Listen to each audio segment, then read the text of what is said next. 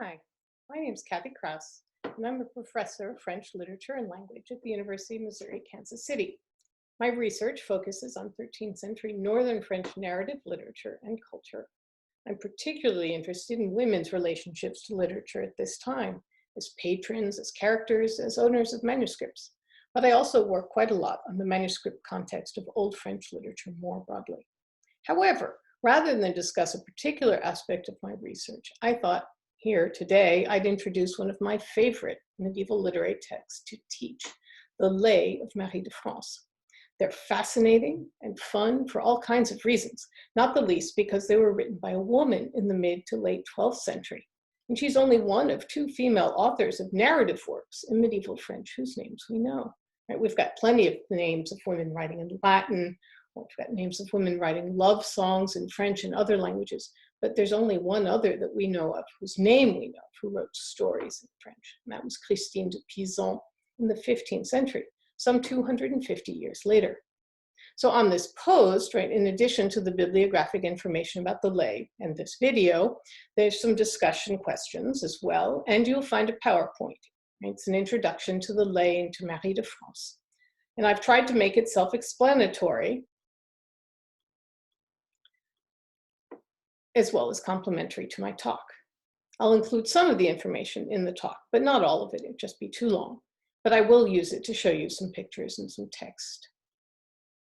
So what we call today the Lay of MdeFrance are a group of 12 short tales, plus a general prologue that introduces the collection. They're written in medieval French, and linguistic evidence points to their having been composed in the mid to late 12th century.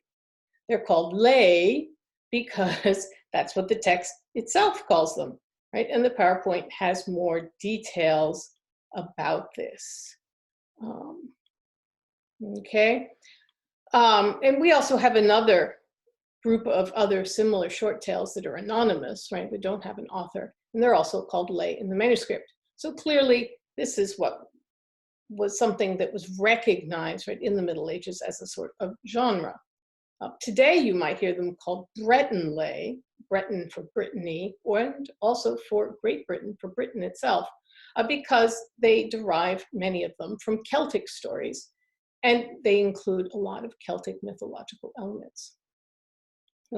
We know very little about the author of the lay. Indeed, about all we have is a name, Marie, which is found in the prologue to one of this individual lay, that of Guichemar. Right, like many of the lay, it's named for its protagonist, and he has a very Celtic sounding name. Marie says, "Hear, my lords, what Marie says," or the words of Marie. Oyez, Seigneur, que dit Marie? We even have a reference to her in another work, right? Denis Pyramus wrote a life of Saint Edmund the King around 1180, and in his prologue, he mentions Dame Marie, who he says, right, composed lay in verse for which he was greatly praised.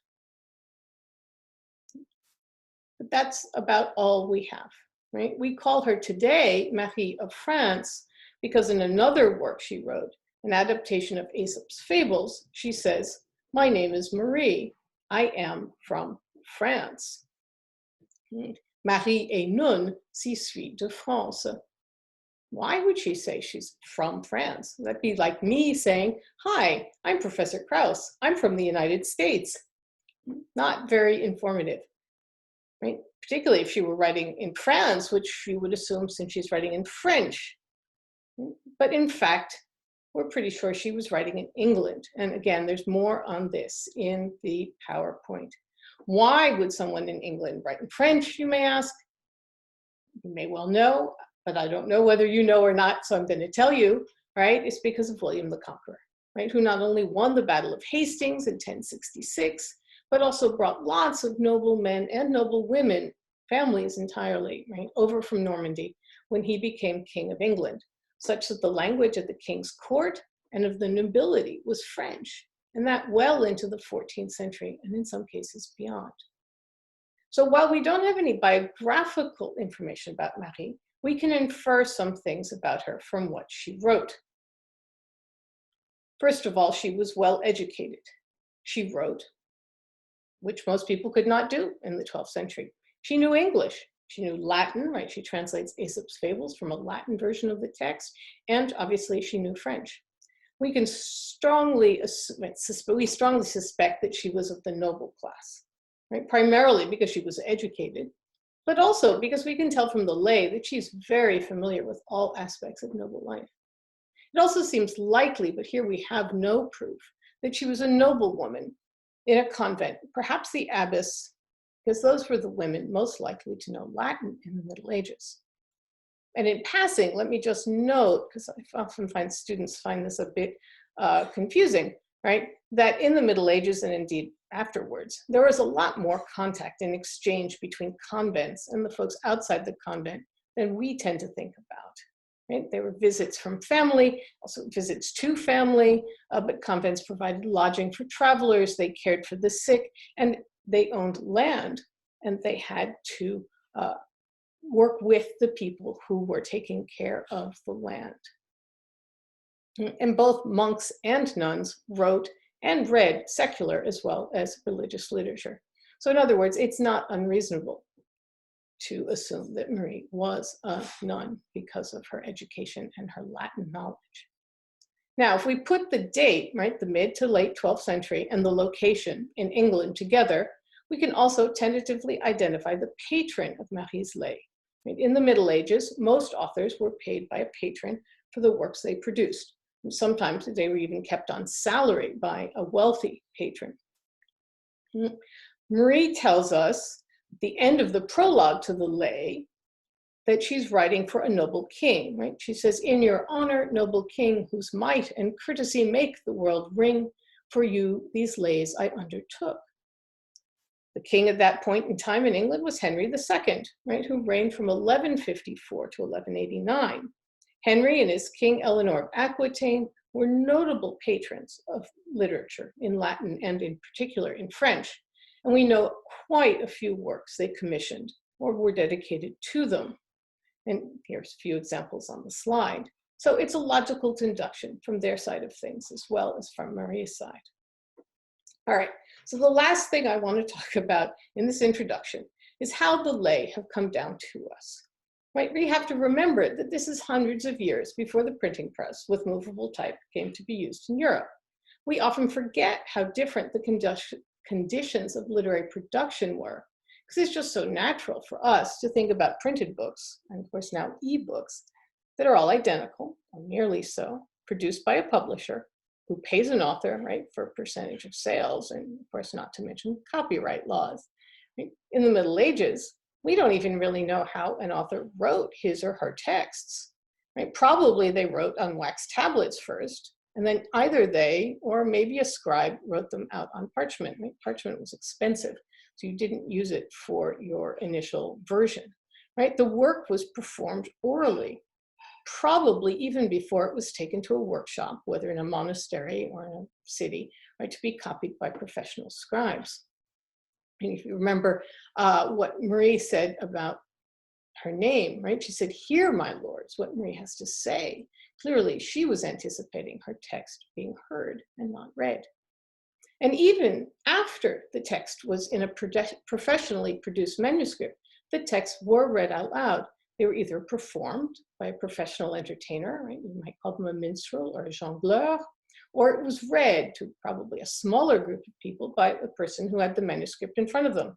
Right? This was entertainment for after dinner or on a rainy day or during social distancing like we have to do right now. Right? The medieval manuscript copies of Marie's works that we have today are all copies of copies of copies. Right? The earliest one dates from the 3rd quarter of the 13th century, so about 100 years after Marie wrote the lay. Each of the manuscript copies is different in spelling and phrasing, etc. And each of them, in fact, has a different set of stories. Only one manuscript, known by its British Library shelf mark, right, its identifier, kind of like our Dewey Decimal System, right? It's known as Harley 978, and it's the only one that has the prologue and all 12 of the lay. The other 4, right, as you can see on the slide, only one has a somewhat large number of lay, right? It has 7 of them. None of the others have the prologue. So right, we don't even know exactly what people thought Marie's lay were in the Middle Ages. Of course, then this was 100 years and more after she wrote them. Okay, so I've given you a couple of pictures in the PowerPoint from the various manuscripts. Right, this is Harley 978. This is the beginning of Marie's lay. This is Arsenal 3142. This is a famous manuscript. It's beautifully illuminated, and it has a picture of Marie writing in her book. Right, this is at the beginning of her fables. Another one of the manuscripts of the lay. Right, and here you can see it tells us, c'est le lait du frêne. That's when at least gives us a title. And finally, in the same manuscript, right, this is the beginning of all the lay, and it says here, right, begin the lays of Britain or Brittany. Bretagne could be either one. This one is about Guigemard, and it's a very well-loved manuscript. It was read a lot, so we can barely see the image that is here, but you can see a minstrel, right, performing before a king and I think the queen, although it's very hard to tell. Okay, so now that we have some idea, right, about who wrote the lay and for whom and how they came down to us, I just want to end with a couple of general questions to think about and discuss. There's some more specific ones about a couple of the individual lay on the blog post. And let me just note, as I'm ending up here, that Professor Judith Schoaf's first translation of the lay, and there's a link to it, it's freely available on the web, has a lot of great information, right? Both on its main page as an introduction and then in the notes to the individual lay. So a couple of big questions just to get us thinking. So first, how was reading Marie's lay, or for that matter, any medieval text, in a manuscript different than how we read them now? Think about things like what happens when you copy by hand and that copy is copied by somebody else, etc., over 100 years, right? And what if you read the lay in a manuscript other than the Harley one, right, without the introduction or without the other lay? Say, for example, you read Ionek by itself in the manuscript now in the National Library in France. Would you even know it was by Marie or by a woman? Would that change how an audience understood the lay? Or perhaps you read the copy of L'Enval that's in the British Library manuscript known as Cotton Vespasian B14. Would you know that it was written by the same person as the person who wrote the fables, right, the Aesopette, that are also in that manuscript? Finally, can you think of some ways that a modern editor, right, producing a book or an online version of the text of the lay might signal these kinds of differences to its audience? And then my second big question, when you read the lay, can you tell they're written by a woman author? What kinds of elements would you look at in order to determine this? What clues might you expect to find? And would those clues be the same if you were reading back in the 12th century when Marie wrote her stories? In other words, are your attitudes about what or how men and women write the same as medieval people's attitudes? How might you get some idea of what a medieval audience might think? Or in other words, what could you do to have some way of comparing Marie's stories to stories written by men? Personally, I think there is an obvious clue, but it's a very small detail in one of the lay, in Milan. And then more generally, right, we might also think about how marriage is portrayed in the lay as it appears in one way or another in almost all of them.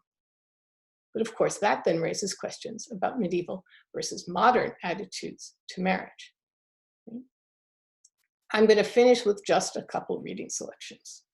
If I were only going to read a couple of the lay, I might suggest L'Enval. It's set at the court of King Arthur, and it includes a fabulously powerful and beautiful fairy. And then Milan, because it does not have any truly magical elements, and so it makes a nice contrast to L'Enval. On the other hand, Laustique, right, the word means nightingale, is super short, but it includes a number of the themes present in Marie's lay: love, marriage, appropriate behavior, and it's great for discussing the narrator's point of view. And Ionek is full of really interesting imagery and symbolism, both Celtic and Christian.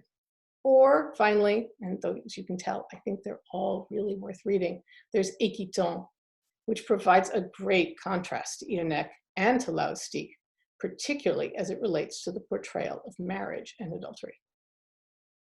Happy reading, and be safe and well in this time of coronavirus.